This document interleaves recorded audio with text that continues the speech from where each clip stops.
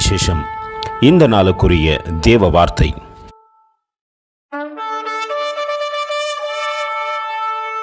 To them who by patient continuance in well-doing seek for glory and honor and immortality eternal life.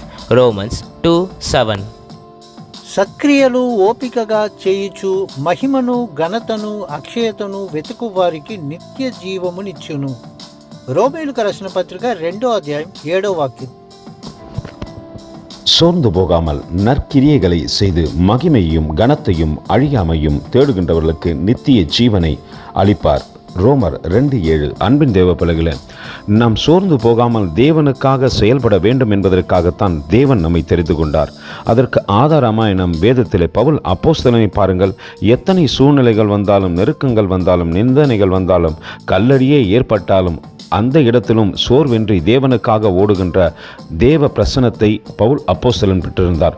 நாமும் அப்படிப்பட்ட தேவ பிரசன்னத்தை தேவ சமூகத்தில் கேட்டு பெற்றுக்கொண்டு தேவனுக்கு பிரியமாய் செயல்படுவோமானால் நிச்சயமாய் சோர்வின்றி தேவ சித்தத்தை செய்யத்தக்கதாக ஓடுவோம்.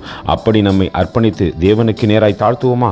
கர்த்தர் தாமே உங்களை ஆசீர்வதிப்பாராக. ஆமென். எங்களோடு கூட இணைந்து ஊழியம் செய்ய விரும்பினால் இந்த வார்த்தைகளை மற்றவர்களுக்கும் பகிர்ந்து கொடுங்கள். இது ராஜ்யத்தின் சுவிசேஷம்.